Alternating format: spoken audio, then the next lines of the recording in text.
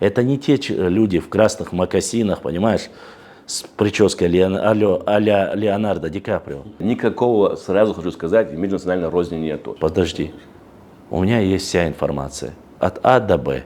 Им можно рассказывать, а нам нельзя. Вот. Великолепных документов от немецких, французских, итальянских, испанских. Это не означает, что YouTube тебе так приносит чемоданные деньги. Кто называл качкалыковцами, мичикизовцами, акоками, акисами, акками? Все, мы тебе доверяем. Половина Азербайджана наша. Твоя оценка показывает, что ты не предвзят. Ну вот сегодняшним днем даже. Ну, смешно ведь? А вот такие фильмы снимают. В нашей крови нет ни шовинизма, ни национализма, что это наша история. И мы ее будем публиковать, нравится им это или нет.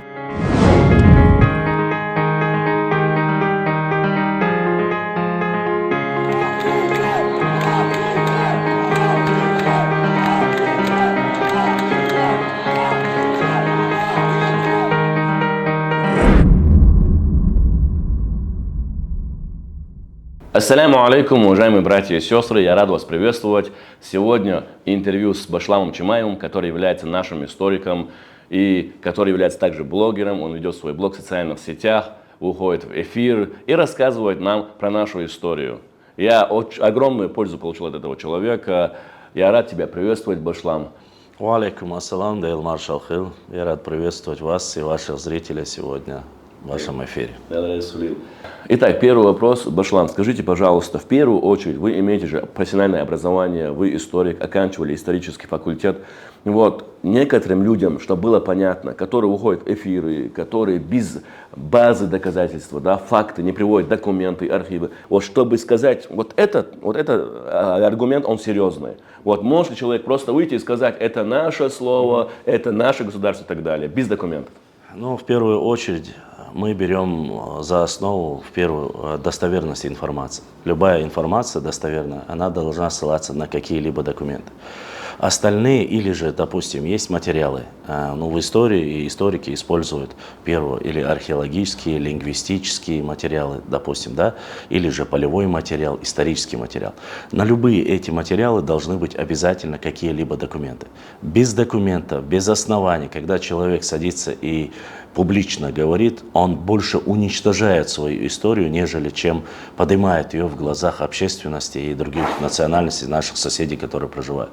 Есть на то огромные причины, и есть провалы именно в истории из-за этого. Потому что мы знаем, вот как раз таки по своему роду деятельности, по истории, мне пришлось столкнуться вот за последние 6 лет с огромным количеством фейков, вы знаете, которые выдумывают не только наши соседи, само собой, основное направление идут оттуда, вот эти ложные клевета, но эта тенденция наблюдается, как мы знаем, с начала 90-х годов, когда мы знаем первый период истории, когда Первая Чеченская война проходила. Вот с тех пор, пока чеченцы были в хаосе, в кровопролитии, война, первая, вторая, вот весь этот процесс чеченцам было не до науки, если честно сказать.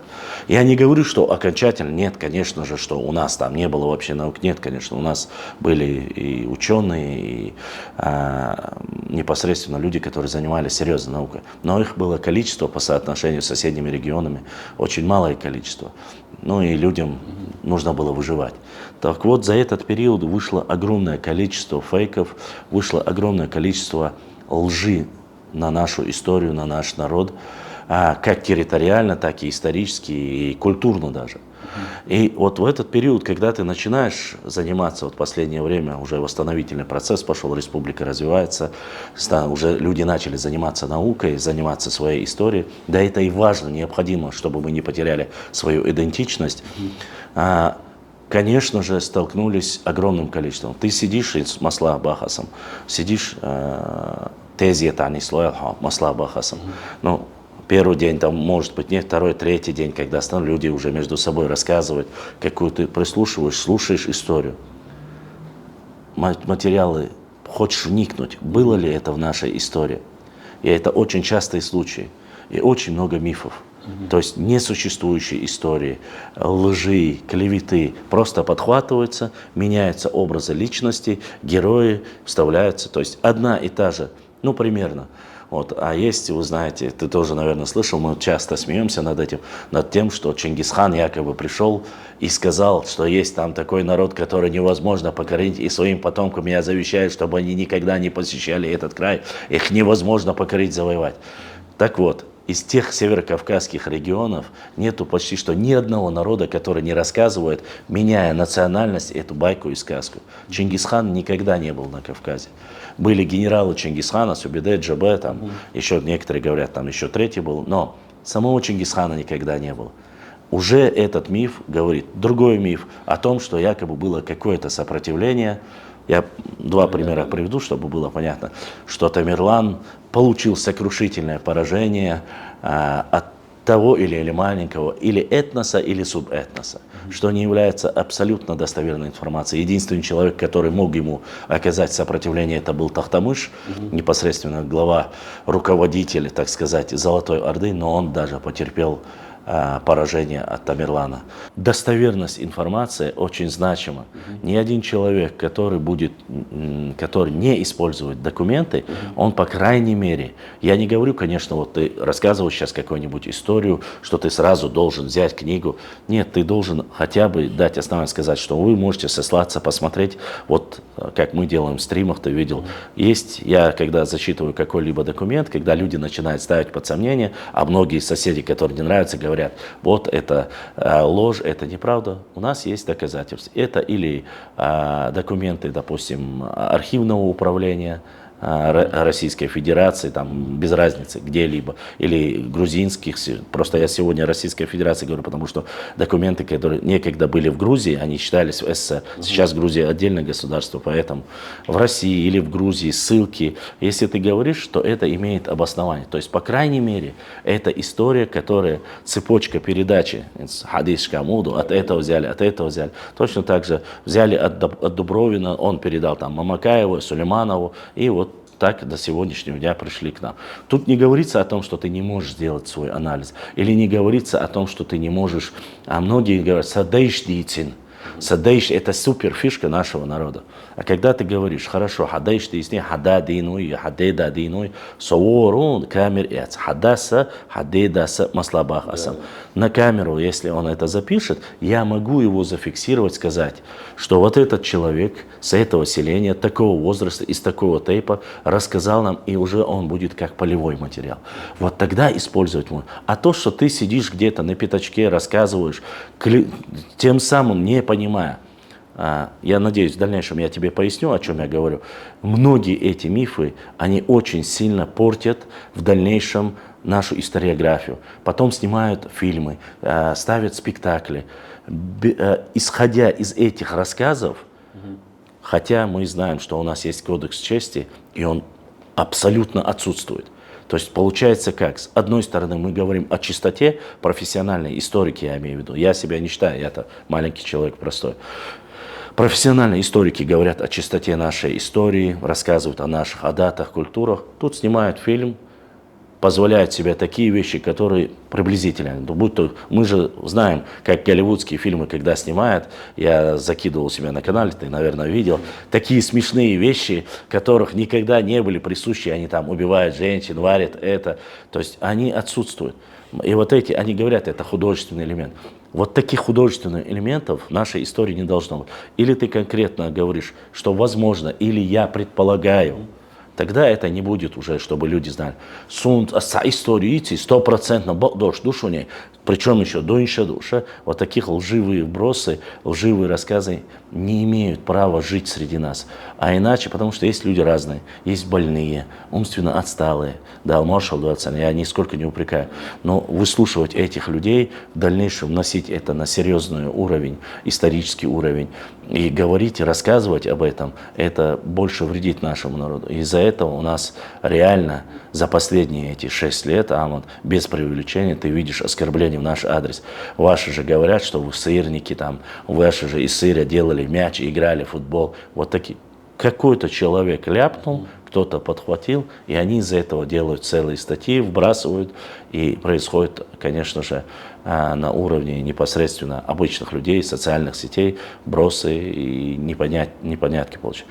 А что касается научного мира, то эти вещи, конечно же, 5 секунд любой представитель Академии наук тебе скажет, есть ли у тебя предоставить документы, карты, археологические раскопки, есть ли материал. Если ты не можешь представлять, то тебя в научном мире сразу засмеют, и имидж твой, конечно же, падет в глазах, и ты не будешь представлять какого-либо... Да, там, конечно, есть и другие критерии. Это не говорится о том, что ты, если будешь пояснять документы, карты, пока все, что ты профессиональный историк. Нет, там нужно проходить это, получить, стать кандидатом, там, доктором исторических наук. Конечно, там нужно защищаться больше, писать, печататься. Это все есть, но это, я думаю, уже другая совсем ситуация. В нашем же случае обязательно Хауала, допустим, Хевегвала сняли фильм про шейха Мансура. Делайте ссылки. Почему? Я поясню это. Это очень важно. Завтра, как режиссер, к тебе будет меньше вопросов, потому что ты полностью можешь указать, что вот здесь есть материалы, по которым я проводил свои достоверные исторические, снимал достоверный исторический фильм. Но есть, конечно же, определенный кластер людей, которые говорят, вот эти, ну, назовем этих людей, которым им без разницы кого бы, а обвинить главное, ну это же не было никогда, ну это же, в этом случае ты чист. Почему? Ты передал точно так же, как на документах.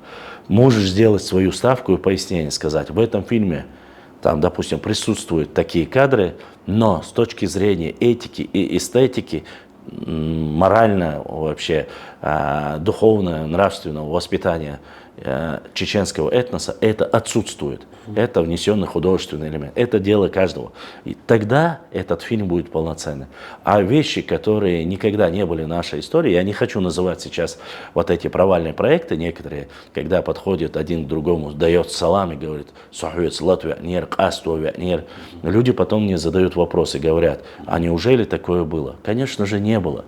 Где, ну, это смешно, и тебе потом, как, даже хорошо, я говорю, я не считаю себя пафосным историком нисколько. У меня маленький блог, стрим, и по истории я веду, у нас даты, культуры, география, у нас все входит туда. Но все же, когда тебе приходится объяснять этим людям, а это происходит очень часто. Альхамдулилlah, в последнее время очень сильно начали молодые люди и очень взрослые люди, 70-80 лет, пишут, говорят, это уже никогда не было. Почему допустили? Почему вы позволили этому? Но не все в наших с тобой руках, ты понимаешь. И эти ошибки ни в коем случае нельзя допускать. И даже малейшую эту ошибку, проступок нужно останавливать. Тем более, если это вносит кто-либо из соседнего региона. То есть, стоп, подожди, это отсутствует в нашей культуре, традициях. Ты не пытайся нас, мы никакая там, ни солянка, ни сборная. У нас есть своя культура, адата. У себя, будь любезен, делай все, что хочешь. У нас соблюдай. А иначе, масалла, пример один, последний. Бяхмабила Духтыцин. В прекрасном фильме про шейха Мансура, автором которым являешься ты, это нисколько тебя не льщу. Это как раз таки, мы знаем, когда были дебаты по этому историческому фильму, помнишь, по вещам. Сразу люди, маломальски знающие историю, сказали, что они не соответствуют чеченской культуре. Хотя в самом начале этого фильма ты себя ответственно снял. Ты сказал, я использую материалы исторические, поскольку бюджет был ограничен. Вот это профессиональный подход к своей работе. Понимаешь? Чтобы тебя никто не мог зацепиться. Не сказать, Ахмад занимается плагиатом, или Ахмад фальсифицирует чеченскую историю, или Ахмад подделывает историю. У нас не было татарской одежды, у нас не было там другой одежды. Вот это важно. Если ты показываешь, и в тех же стримах, ты помнишь, когда ты приходил в эфир, тебе задавали, просили, Ахмад, Ходела, кино Яшхла, не надевай на них вот эти красивые вещи, чтобы они там с иголочки ходили, потому что народ войны, они не щеголяли в крутых вещах, если там, я не говорю о более позднем периоде, там, Топа, Чермой, Арцо, Чермой, я не про них говорю, но обычных людей, которых всегда было достаточно, они были более приземленные, простые, но и в то же время очень суровые и храбрые. Это не мешает одно другому. Но вот это излишнего пафоса и всего вот этого нагромождения, там, сел на коня с перышками рыцарскими. У нас в крови и рыцарство, и аристократия, аристократизм, это все в крови.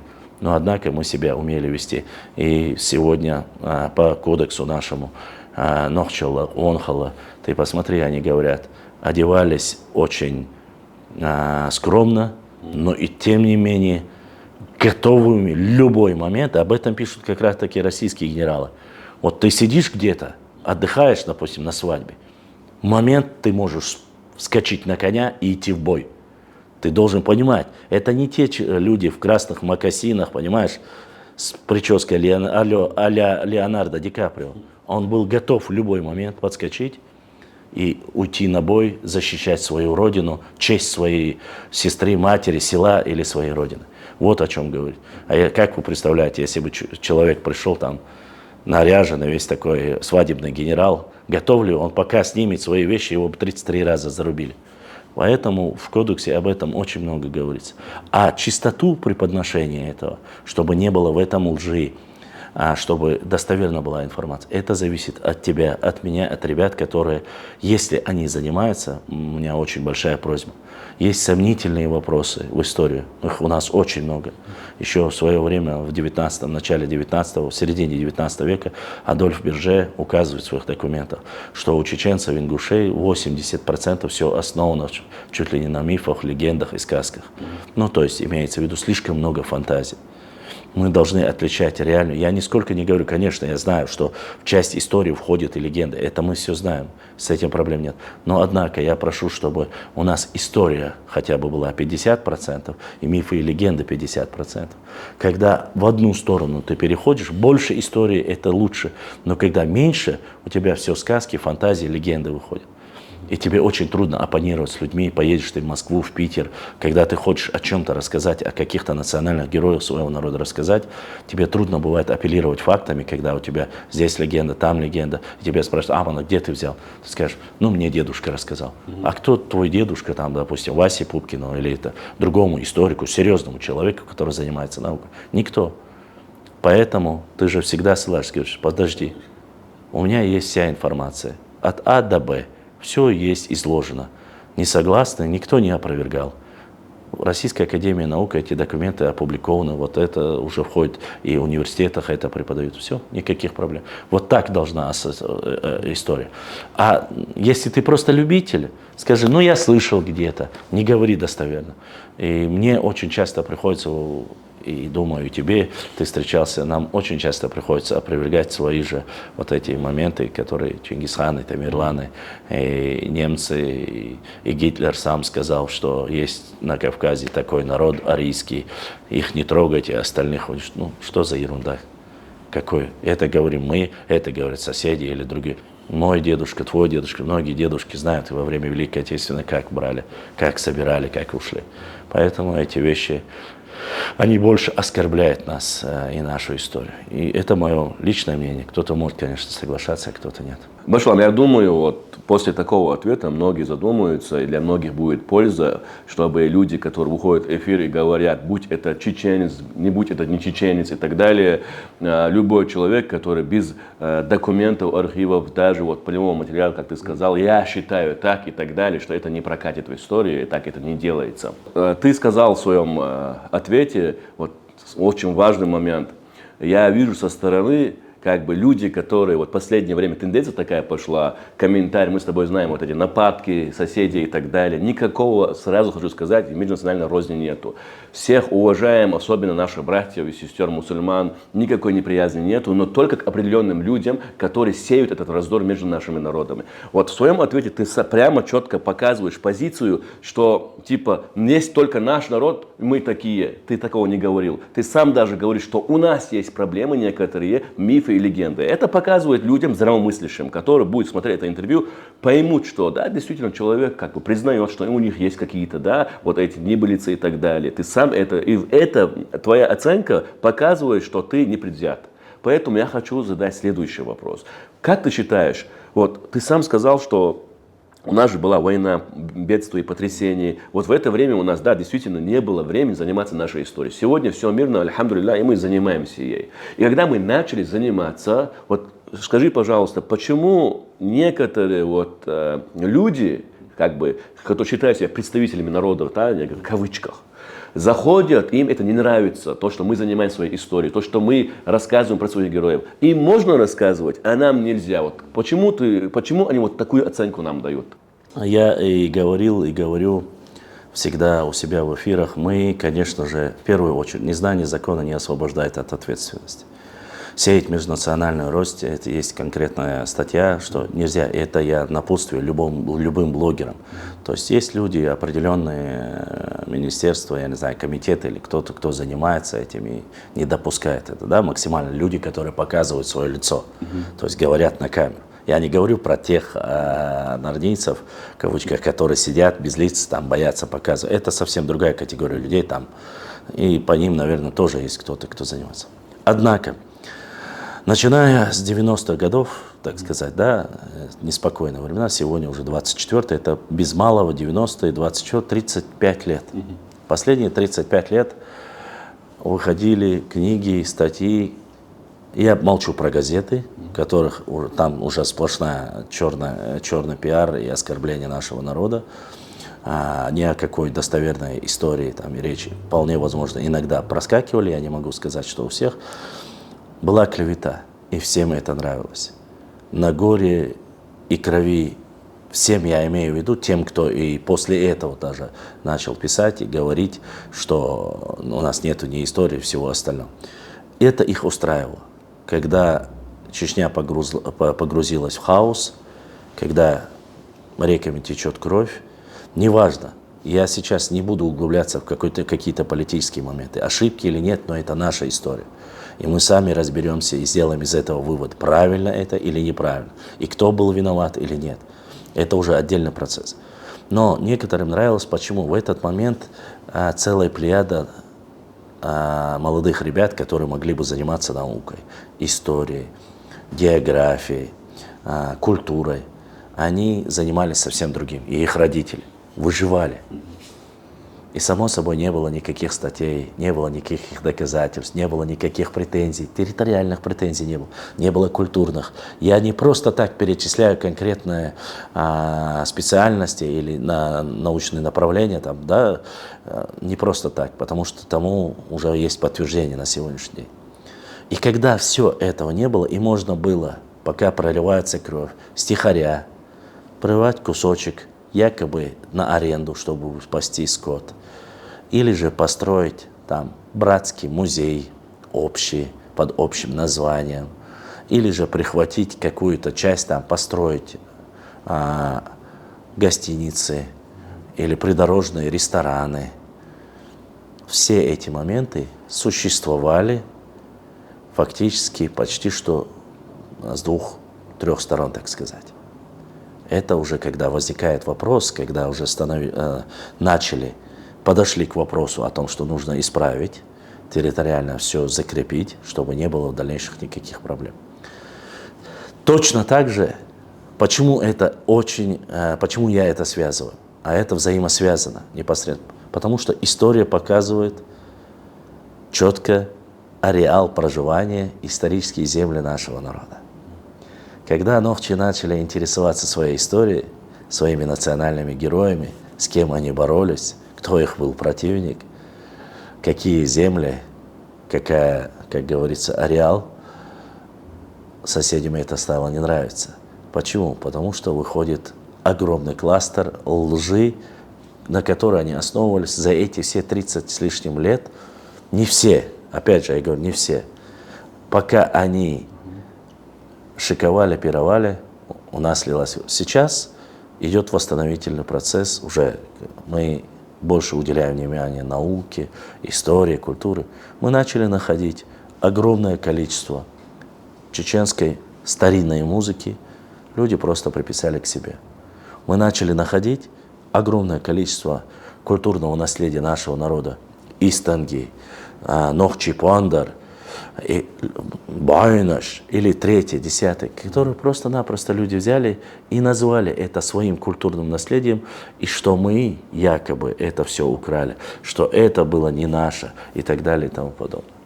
Конечно же, этим людям, когда сегодня ты говоришь об ареале там, Маслабахас, Ушурмы, где он действовал, от севера Дагестана и до запада Адыги или Адыгов, Анапа, Майкоп, если ты начинаешь рассказывать, что такие территории владел или же руководил над восстанием человек, которому было 25-26 лет, молодой чеченец, за которым шли десятки тысяч и своих, и чужих, кому это понравится? Когда у тебя в такой маленькой Чечне, которые всегда привыкли обливать грязью, оскорблять, оказывается, были национальные герои. Оказывается, и проживали они совсем на других территориях. А оказывается, и эти мелодии, и это оружие, это национальное их. Кому это понравится? Ты привык на лжи строить, на чужой истории, на чужой территории. Ты привык делать свой бизнес и все остальное. И тут появляются те, кому реально все это принадлежит. У них закончилась война. У них сейчас идет возрождение. Они как птица Феникс начали восстанавливаться. И в историческом плане начали возрождаться. Начало больше людей интересоваться. Они публикуют карты. Оказывается, чеченские общества, первые на Каспийском море, партию, когда Петр I вместе с генералом Апраксином хотел отвоевать, так сказать, Дагестан, который был под Персией, столкнулись с кем? Они столкнулись с чеченцами. Как же это так? Почему чеченские общества, купцы торговали с Астраханью? Почему общество акоков, являющееся исконно чеченскими обществами, как они могли спокойно торговать в Астрахани, как они могли торговать в Кизляре, как они могли спокойно торговать в Тарки?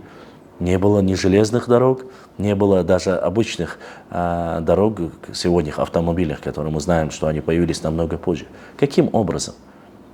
Почему есть огромное количество морских терминов у чеченцев, начиная от кораблей и названия вод и все остальное? Откуда? Если мы никогда не были на море, и у нас не было выхода на море. Конечно же, люди занимаются этим и начинают проверять достоверность. И мы находим уйма документов. Великолепных документов от немецких, французских, итальянских, испанских. Я почему называю иностранцев? Это не говорит о том, что у нас нет доверия к русским документам, к российским документам, к русским документам. Нет, но наши соседи любят очень. Вы же ссылаетесь, у них есть это любимое. Вы же на кафирские документы ссылаете, они недостоверные. Да нам все были на тот период кафирами. Все, кто воевал у нас. На тот период, я говорю, исторически. И кому верить? Но, по крайней мере, у этих людей была честь и совесть. Они говорили. Мы видели, когда спускались, видели, что там живут дикие племена чеченцев. И этот остров был назван именно остров Чечень. И так далее, и тому подобное. Как ты думаешь, кому понравится, когда сегодня там нету чеченцев, сегодня максимально исковеркивают, пытаются перевернуть это название, говорят, что это якобы какая-то корзинка была или что-либо там. Ну, только не допустить чеченцев. Или же, что чеченцев мы выдумали сами, что они появились 200 лет тому назад и так далее и тому подобное. А ты заходишь, история, география 7 века говорит о том, что чеченцы, нахчиматяне 7 века, хорошо, если бы только армяне. Тут подтверждение находим у грузинских ученых, что в 1310 году название Нахчи, и именно Нахчи, не чеченцы. Официальная версия от того, что там назвали там, от Чечен-аула, это тоже информация достоверна, но недостоверна одновременно. Почему? Потому что о городе Чечен говорится в документах 1675 года. В 17 веке уже был город Чечен. Кого называли кистинцами, кого называли дзурдзуками, кого называли мизджегами, кто называл качкалыковцами, мичекизовцами, акоками, акисами, акками. Кого называли? Когда ты начинаешь все эти вещи узнавать, конечно же, выправляется спина. Ты понимаешь, оказывается, у нас великолепная история. Просто это нужно собрать, просто это нужно достойным образом. И кому тогда, когда ты можешь пояснить и изложить свою историю достойным образом, показать эти великолепные в ранее феодальном периоде демократические основы нашего народа, ты можешь рассказать о государстве, там, Сим-Сим, допустим, которое существовало. Ты можешь рассказать о таких, как Ушурма, там, Бейбулат Таймиев, Ахмад Автуринский, Талхыг, ну, их много. И всех не перечислишь. Байсангур Биноевский, Шуайб Мулла Цинтаровский. Просто я привык, когда ты начинаешь говорить пару человек в стриме и начинаешь, ага, Шунцейлера, пошла. Их очень много. Просто если я буду рассказывать, это будет просто череда целых имен. Огромное количество для такого маленького клочка земли, огромное количество. Но были и свои проблемы. Я не исключаю. И эти вещи, Ахмад, всегда, когда ты начинаешь, тут дело не в том, что ты чужих опускаешь, а своих поднимаешь. Нет. Ты просто своих, когда рассказываешь, у тебя начинают гореть глаза. Ну как ты в фильме, ты же понимаешь, где-то слезы текут, где-то гордость берет. Ты не унижаешь других, ты просто свое с радостью показываешь. И это настолько великолепно и прекрасно. И тебя начинают, они нацисты, региональные шовинисты. Нет в этом нацизма и шовинизма. Ты просто видишь, что из руинов всего, хорошо, ладно, последние две современные новейшие истории войны уберем. Во время депортации сколько мы потеряли, многие же говорят об этом, какие документы, тепторы сожжены. Если кто-то, какие-то единицы смогли их увезти и привезти, альхамдулилля, мы потеряли все. Разграбили наши музеи, чернокопатели остальное тоже распродают или крадут. Сегодня по частицам, понемножку пытаются возродить все это. Но все не так просто, как мы думаем. Поэтому мне не нравится, конечно. Им не нравится работа и блогеров, и историков. Возможно, им не будет нравиться и работа Академии наук Чеченской Республики. Но, альхамдулилля, все больше и больше мы видим книг с профессиональными историками, с докторами, кандидатами исторических наук соседних регионов. И Адыгеи, и непосредственно с лезгинами мы сейчас уже нашли путь, и скоро должна взаимодействие с Кавказской Албанией нашего народа. Азербайджанцы начали печатать, уже прямо пишут гаргары. Снизу я опубликовал материал, где они пишут нахчийцы. То есть, да, моменты сейчас уже, и это сделали не мы. Альхамдулилля. Сейчас мы видим тенденцию обратную, что хорошо относящиеся к нам наши достойные братья-соседи, причем это автохтонные народы, я прошу заметить, автохтон, не искусственно созданные, не пришлые. Эти народы никогда по и истории, и по своей, так сказать, чистоте крови, достоинству, они никогда не оскорбляют нас, и наш народ, и нашу историю. А вот те, которые пришли, и у них что-то ненормально, которым не нравится, что возрождается наш народ на Кавказе, вот они возникают больше всего. Они делают акцент, оскорбляют тебя, меня в шовинизме, в нацизме, во всем, что угодно. Но, альхамдулилля, история нашего народа возрождается. И я буду надеяться до тех пор, пока есть такие ребята, как ты или остальные, себя я в счет не беру, это будет все больше и больше аудитории будет, поверьте мне. Вы найдете столько прекрасных моментов. И найдете, тогда, Ахмад, поменяется все в кардинальную сторону. Больше будет нохчи имен у наших мальчиков, больше будет у наших девочек прекрасных нохчи имен. Это не запрещено в исламе. Но я не хочу, чтобы через лет 100-150 не осталось ни одного имени на нашем родном языке. Вы знаете, буквально лет 5-6 тому назад ЮНЕСКО сделал доклад и показал, что наш язык является одним из вымирающих языков. Это не говорит, но многие не понимают смысла этого слова. Да, у нас выделяются огромные деньги, делается год, есть день чеченского родного языка. Это все делается. Но речь не об этом. Там есть статистика, как они проводят. Они проверяют различные места, допустим, да, в машине, в такси, в библиотеке, в общепите, там, где питается кафе, берут большинство, на каком языке говорят. Когда я встретился одним нашим великолепным Хушбауди, комиком, актером, как-то мы разговаривали с ним, и он сказал такую вещь: говорить чисто на русском языке, это, говорит, это не проблемно. Нету в этом, еще раз сейчас я прошу понять, это не национализм. Нету в этом чего-то такого, чем можно гордиться. Постарайся говорить на родном языке. Мы сейчас с тобой проводим передачу не на родном языке, чтобы аудитория твоя, все остальные соседи понимали, что в нас, в нашей крови нету ни шовинизма, ни национализма, что это наша история. И мы ее будем публиковать, нравится им это или нет. Есть достоверные карты, показывающие выход к Каспийскому морю, ареала проживания, где и более древняя история.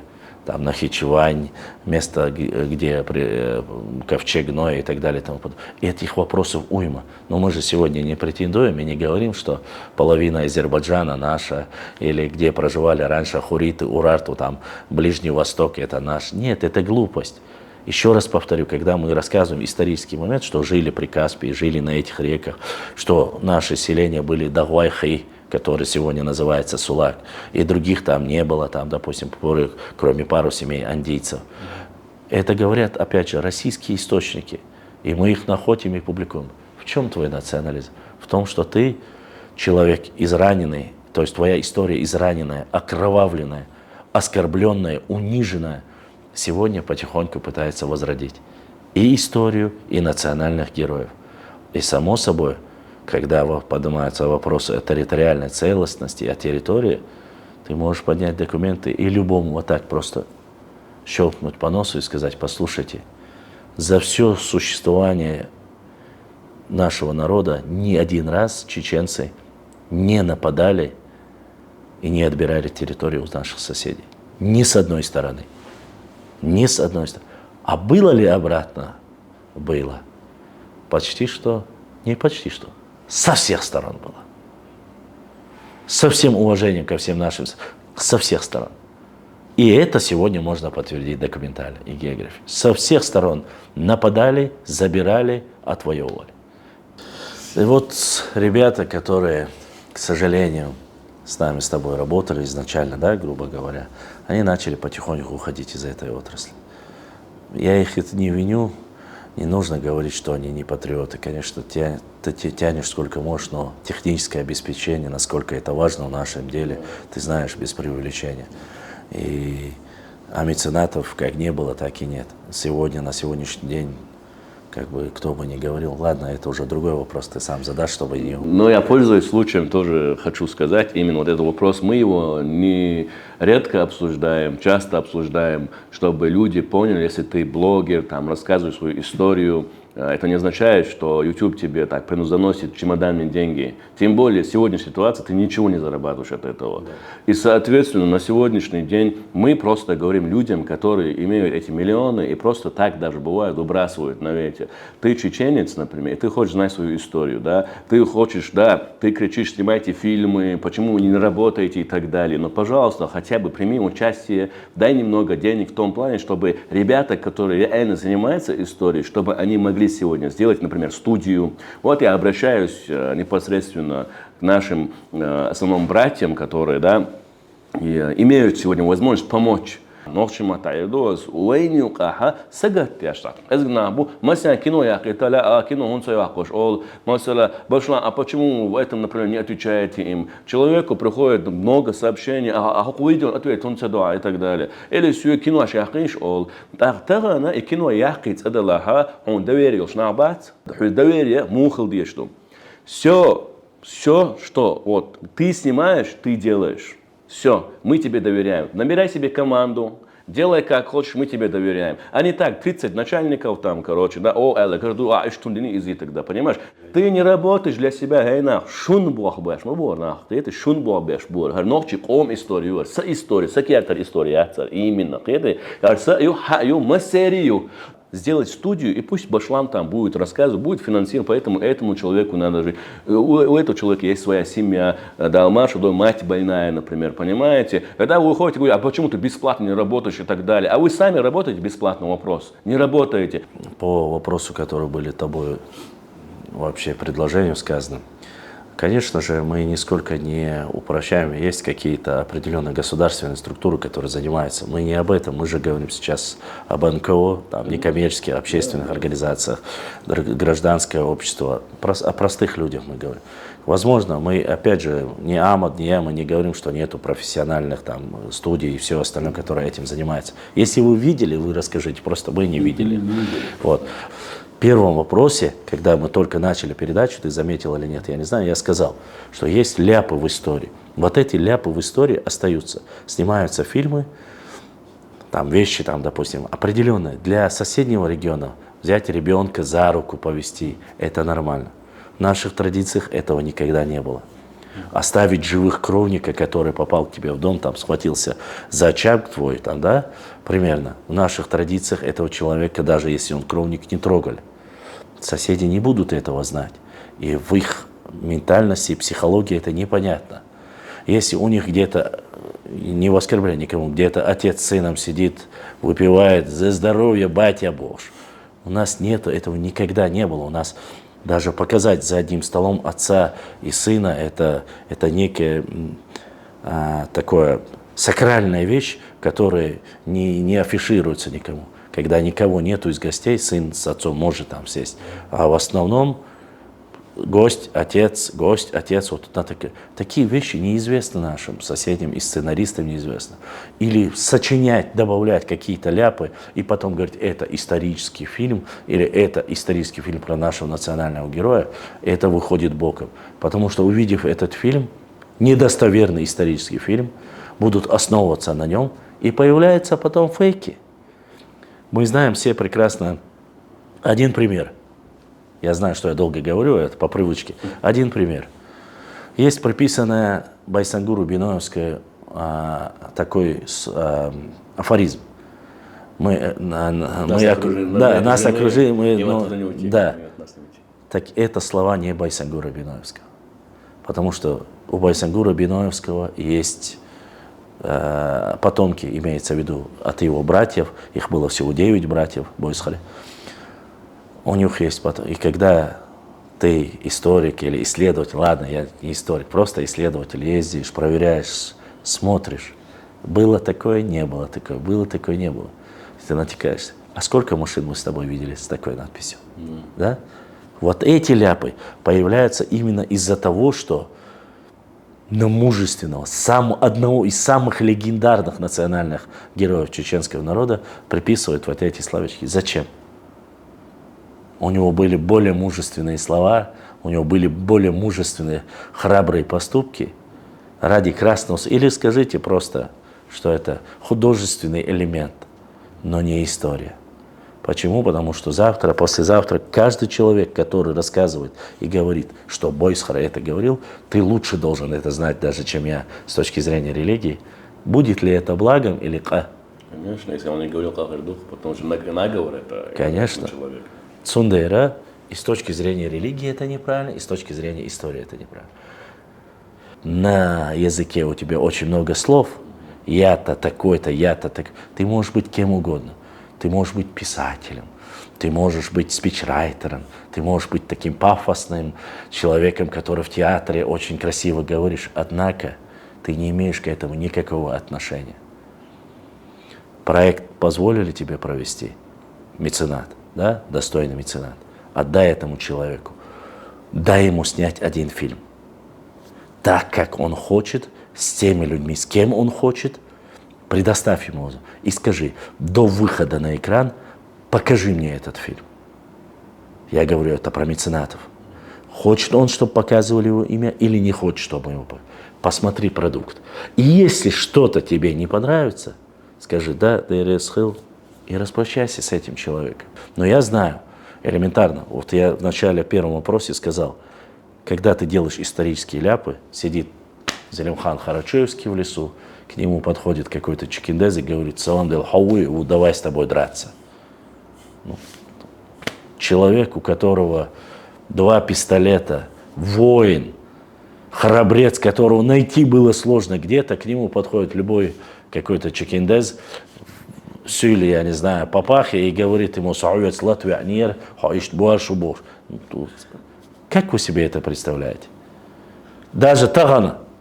Ты представляешь, стоит какой-нибудь, приведем сегодняшнюю аналогию, сидит какой-нибудь капитан полиции, я не знаю, в кафе чай пьет, к нему подходит, не знаю, какой-нибудь овечий папаха и говорит, ади Мухаммадуеву сахуец бошел квастуан хаул ваш летару. Ну вот сегодняшним днем даже, ну смешно ведь, а вот такие фильмы снимают, примерно я говорю. Это исторические ляпы. Я не знаю, кто снимал, я не знаю. Но ты проконсультируйся хотя бы с людьми. Или же скажи, я не знаю, возможно, это художественный фильм.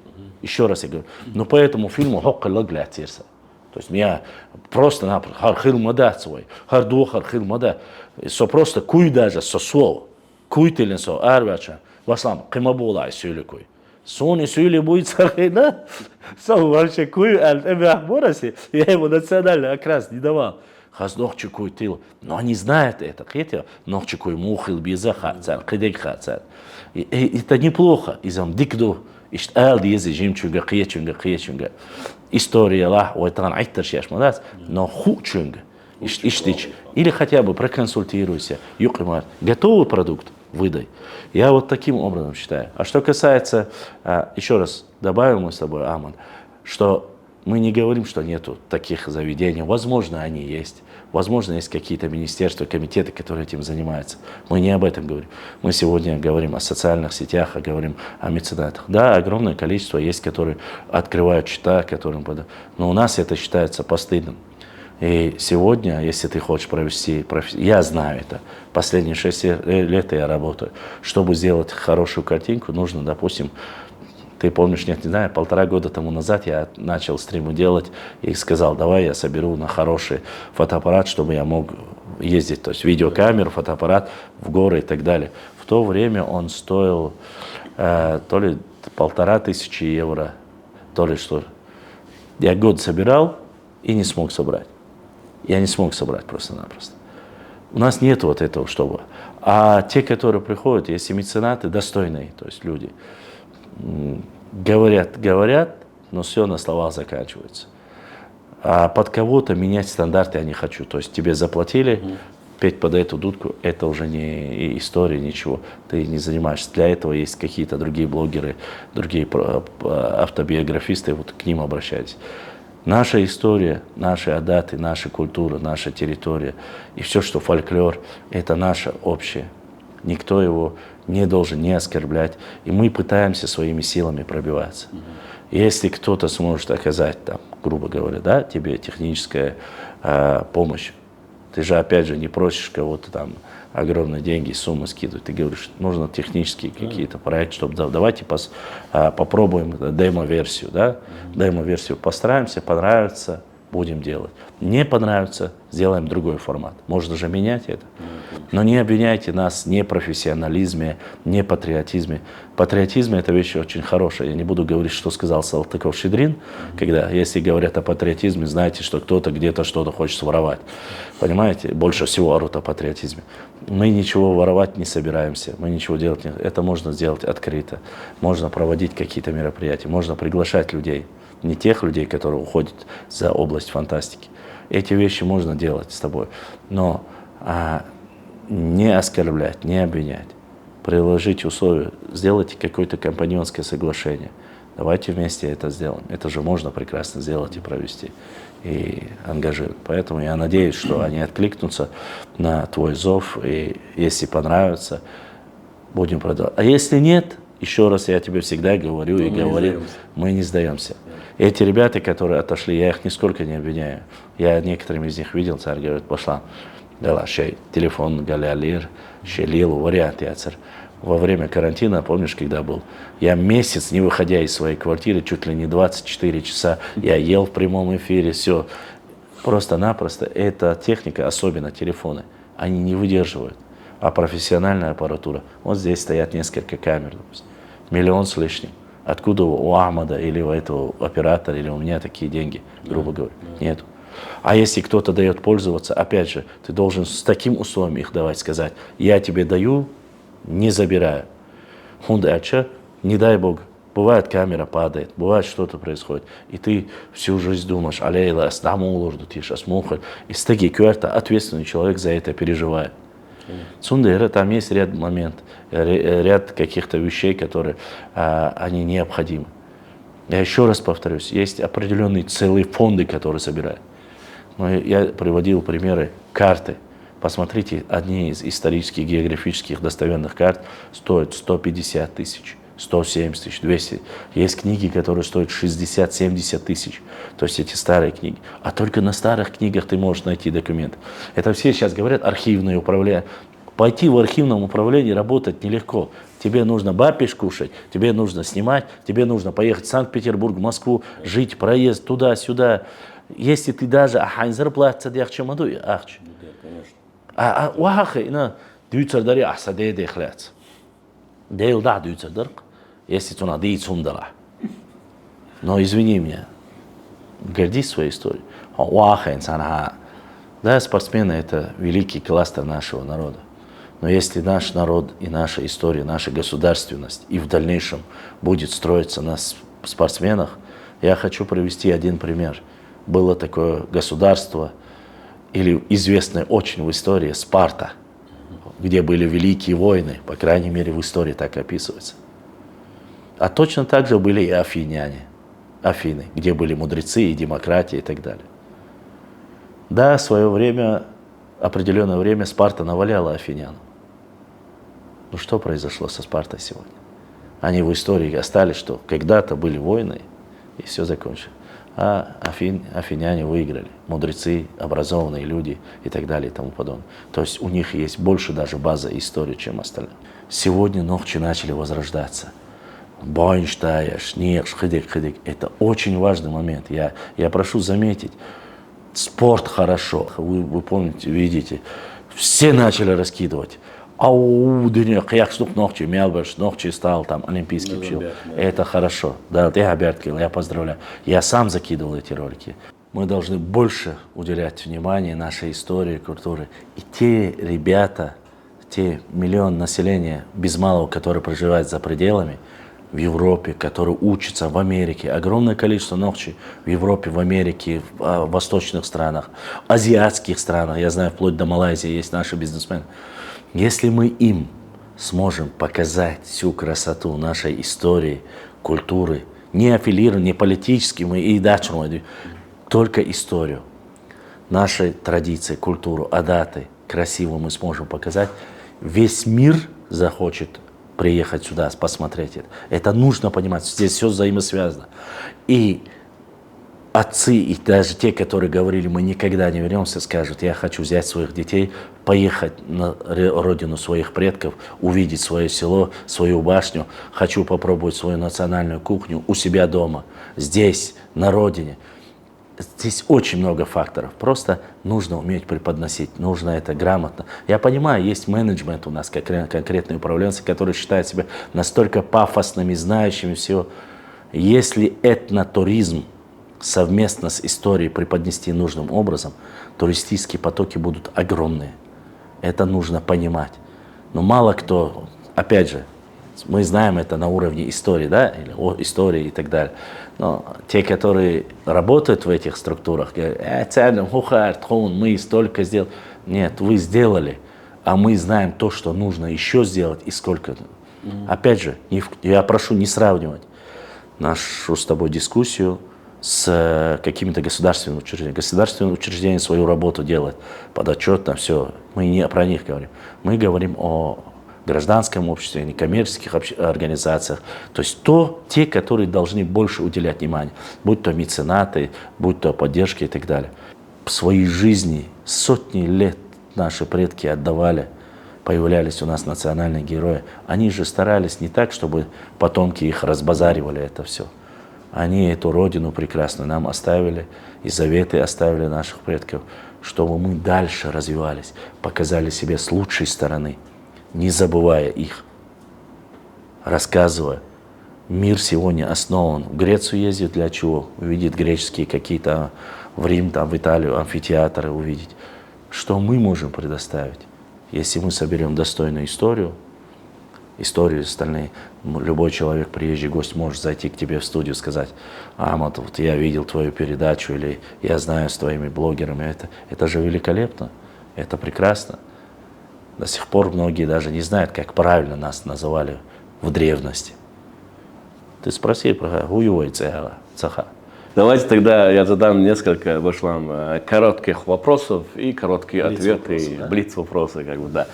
Так, 3 историка чеченских, которые ты считаешь, что наш народ должен, по твоему мнению, ознакомиться с их работами. Хасан Бакаев, Хизриев Хаджи Ахмедович, Ильяс Сигаури. Я назвал 3. Вот по мне, я знаком с их книгами, они очень интересные. Я не говорю, что других нету. Я бы туда добавил и Лечи Ильясова, «Тени вечности», великолепная работа. Просто-напросто я именно историков назвал в первую очередь, а так Лечи Ильясов, вне всякого сомнения, тоже очень большой красавчик. К сожалению, Хизри Хаджи Ахмедович что недавно давал. Я его очень любил, это мой преподаватель, но он был великолепным аланистом и был настоящим патриотом. Почему я выбрал именно эти? Эти историки меньше всего оскорбляют свой народ и показывают историю. То есть они не пытаются заигрывать с другими, но есть такие моменты, которые в нашей истории не сильно любят и простые люди. Именно ой нохчел, ой хазал, ой истории, хагоч, ой древность хагоча, церкинчиште хагайтаню алхиецун.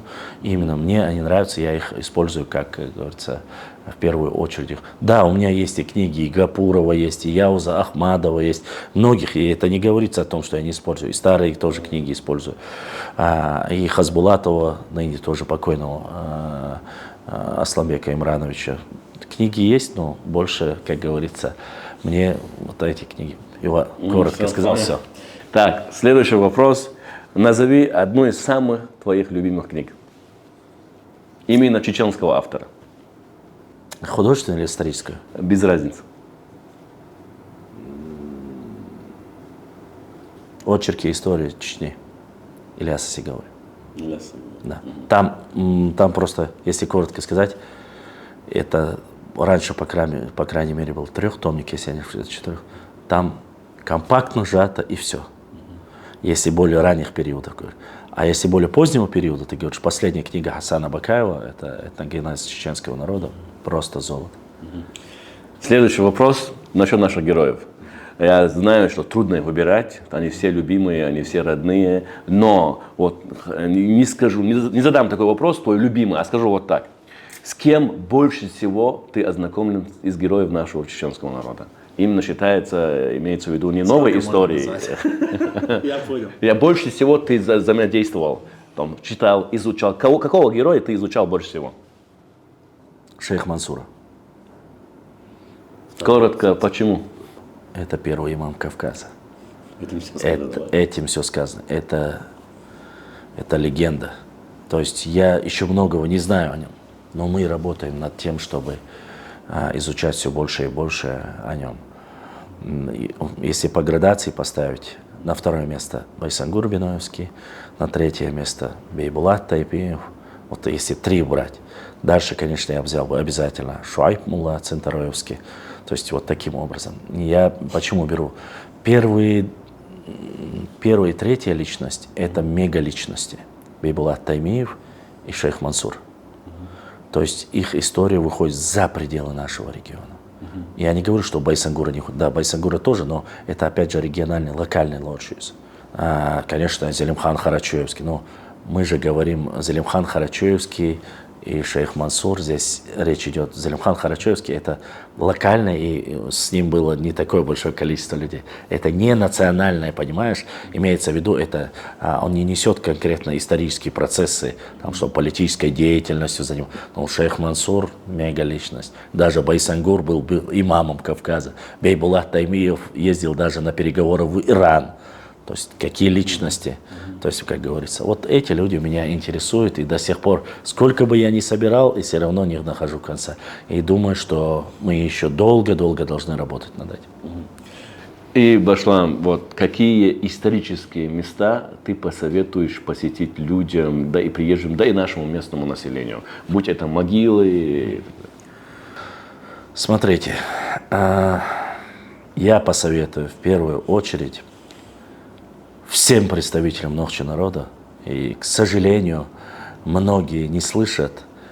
Я слышал несколько раз, когда об этом говорил непосредственно наш Мех, да, но многие, может быть, не обратили на это внимание, а акцент стоило бы делать. У нас есть, чтобы не соврать, 40% нашего населения, которые не были в наших горах. Они не видели нашу культуру, историю, я имею в виду башенные комплексы, посетить Галанчуж, Итумкали, Шарой, Чеберлой. То есть это область Дзурзукети, Кистети, ну и Шатойский можно туда добавить. Вот эти районы обязательно со своей семьей. Дороги сейчас государство приложило, там даже семеркой можно поехать. Вы не представляете, Швейцария вам покажется пустяком, если вы увидите. И причем везде они разные. Каждый из этих районов по-своему. Где-то альпийские луга, где-то густые леса, а где-то совсем высокогорье. Это просто настолько красиво, и вы поймете, у каждой этой башни есть история, тейп, как проживал, кто проживал. Каждый камень отличается друг от друга. Галанчужские башни не похожи на шаройские, имеется в виду материал используем. То есть они не брали там, не приезжали в Галанчуж и не строили там Харкарой башенный комплекс. Башни знали, как строить, но камень использовался другой. Тоже в Шихарое и так далее. Поэтому я вот назову вот эти районы и рекомендую всем обязательно, в первую очередь нашим, Кэчерсамса уже, если бы все бы Тиаркистир, Диахарсияр, Охарнахбуй, Шаберш Халабан, Шейлямниш, Вайлямниш, Гегуш. Это касается каждого циценадош. Нохчи волчунах касается дешно. Ханина цагуш, Мичаина цагуш, Ваймуат бюч, Лиршул чум цабашунаси. Ас нохчи чумбах. Ше цица, ше дейшца. Хокмах концаны связаны вегуй. И обязательно масала вау, она хажвишу. Так, цун хуарда нохчел худу. Так, ше дейшу лелин хуарду. Мук уон хуайхелла иш хуарду. Цахай, всю жизнь степя айроа, бежни шума яжуш, масла басам. Воду цабахас. Амма хайс история хаклур вацка. И алхиц. Баракаллах, Башлам, да воздаст вам Аллах благом. Если вы хотите, чтобы мы записали с Башламом вторую часть интервью, чтобы мы продолжили такой цикл, пожалуйста, дайте обратную связь, напишите в комментариях, дайте обратную связь, хотите вы или нет. А я с радостью, конечно же, пообщаюсь с Башламом. Башлам, можно обсудить много тем, у нас обычно времени не хватает на это. Вот. И я хочу завершить передачу словами девиза Нохчи Фильмс, который является: гордясь своими праведными предками, не лишайте такой возможности своих потомков. А Башламу скажу, чтобы он завершил уже нашу передачу своим девизом, который он постоянно почти повторяет в конце своей передачи. Башлам, смотря в эту камеру, пожалуйста. В первую очередь я хочу поблагодарить Амат, тебя и нашего брата, которые сегодня пригласили меня. Шундейре Эсхилда Абдухдах Дуайл. Сразу хочу подметить, ничего заранее не было обговорено, и то, что ты задавал вопросы, к сожалению, нам не хватило времени. Я уже по привычке могу часами говорить, у тебя ограниченное время. Хочу сказать так, в каждом эфире, я знаю, когда впервые я эти слова упомянул, я не знал, что когда-то еще один великий Нохчи, Авторханов, оказывается, тоже сказал, не знаю, насколько так же он сказал, но чуть отличается. Я всегда на каждом эфире достойному представителю нашего народа говорю, в конце каждого пытаюсь. Деба, даха, деша, санхоми, нохчикам. Это самое главное, как говорится, 3D, которое нужно заложить в основу фундамента всего нашего подрастающего поколения. Чем больше мы будем учиться, чем больше мы будем размножаться, чем больше мы будем жить, враги будут просто умирать от зависти, а мы просто будем идти по своему пути, как завещали нам наши предки. И поэтому Деба, Даха, Диша, Санхоми, Нохчикам.